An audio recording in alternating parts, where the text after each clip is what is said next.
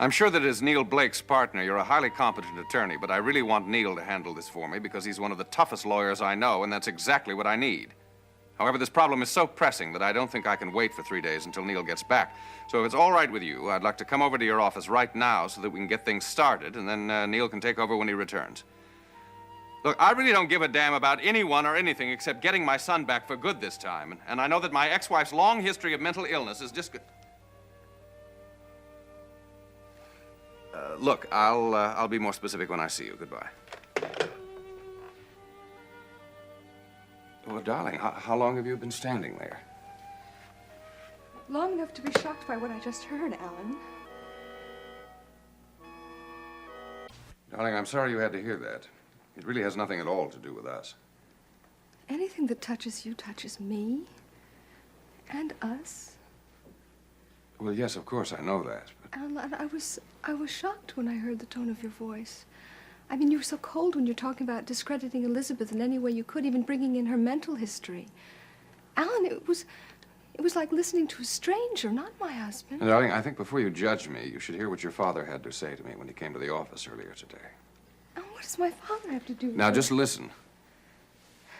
As you know, I spoke to Elizabeth this morning to arrange to have Philip come and stay with us for a while. Yes? Well, she was very strange on the phone, but I'm used to that. And, well, I must say I wasn't really surprised when she told me that Philip was skiing with Justin and Jackie in Canada, that she had taken him out of school. But, Alan, 2 or 3 days out of school is not going to harm It's her. the principle of the thing. As I've told you many times before, I think she's far too permissive with Philip. But, Alan, that still doesn't justify... And now, wait. She didn't say anything else on the phone, so naturally I was surprised when later in the day your father walked in here and said he was representing Elizabeth. About what? He had some papers that Elizabeth wanted me to sign.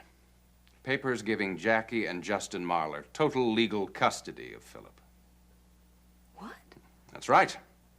I can't believe that. Neither could I. I blew up at Mike. I told him it was the most preposterous idea I'd ever heard. And after he'd left, I called Neil Blake's office, but he's on his way back from Australia. But why do you want to talk to Neil Blake? Because I'm going to take Philip away from Elizabeth, and this time for good. Alan, none of this makes sense. I mean, why would my father represent Elizabeth in something so strange? Oh, I think you can understand it if you'll just think about it for a minute. No, I don't follow you, Alan. I told Mike it was just another way of harassing me because he hasn't been able to find the evidence he's been searching for to put me behind bars. Oh, no, I don't believe that. Well, can you think of an explanation? No, Alan, but I do know my father. And I know his obsession about you. That's what's caused the rift between us. But I don't think my father is so petty as to do anything so spiteful. Then why in God's name would he come in here and expect me to sign papers handing over my son to 2 people he's not even related to, people who are antagonistic toward me? Alan, I don't know. Why don't you call Elizabeth and ask her? I'm not going to talk to Elizabeth about anything until I see her in court and can discredit her publicly for this lunatic idea.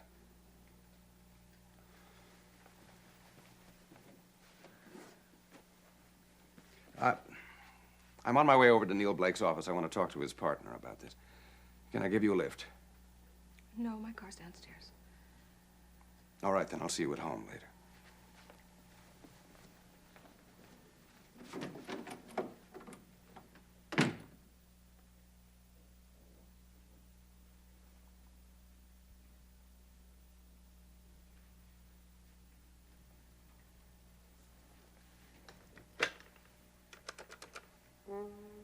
Hello, operator.